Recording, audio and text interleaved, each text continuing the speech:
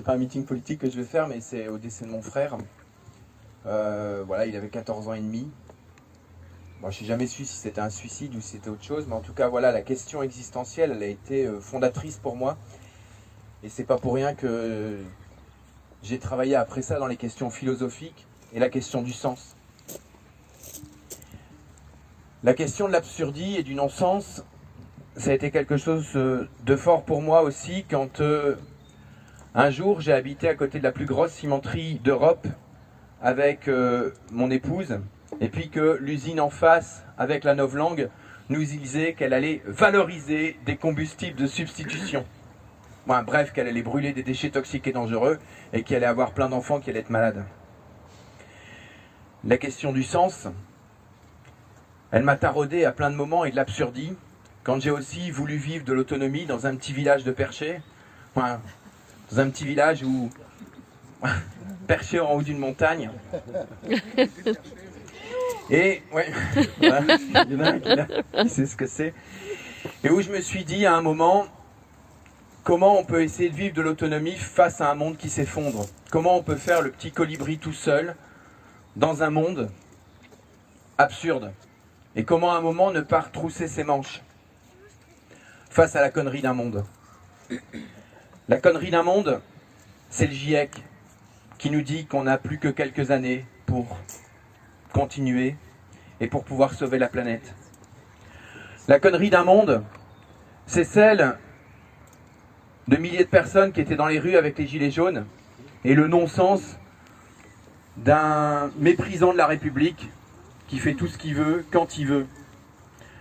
La connerie d'un monde, c'est celui où 5 personnes gagnent autant que 28 millions. Et face à ça, moi, je ne vais pas vous dire que je serai quoi que ce soit. Ce que j'ai envie, c'est de partir de chacun. De faire rencontrer des mondes qui ne se parlent plus. Pas mal de gens savent qu'à un moment, j'ai travaillé sur un programme dans le bâtiment.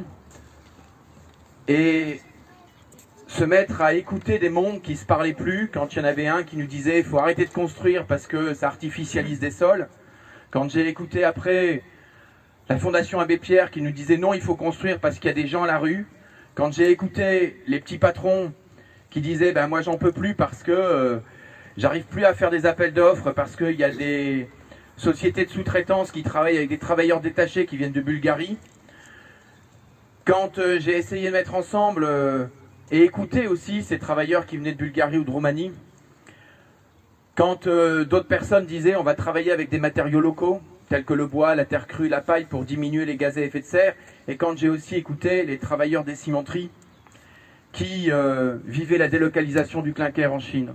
Et chacun vit son absurdie, chacun à son endroit. Et puis, sortir du non-absurde, sortir de l'absurdie, pardon, c'est de s'écouter.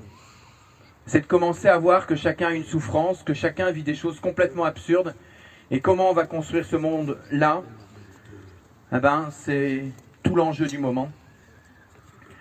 Partir de personnes simplement en leur demandant comment ça va, qu'est-ce qu'il faudrait faire, et essayer de les écouter jusque quand on puisse rêver qu'un autre monde est possible et qu'on puisse commencer tout doucement à le construire ensemble. Parce que sortir de la connerie, sortir de sa connerie, c'est refaire du sens. C'est essayer de trouver l'harmonie entre les êtres humains et avec la nature. C'est essayer de travailler ensemble à sortir de la crise écologique. C'est essayer ensemble de trouver les solutions démocratiques. Et c'est essayer ensemble le chemin pour sortir de la misère sociale. Et en fait, face à tout ça, je ne vais pas vous dire qu'on a un programme, blablabli, blablabla. Ce que je sais, c'est que la solution, elle est là, c'est vous tous, c'est nous tous, et c'est bien au-delà.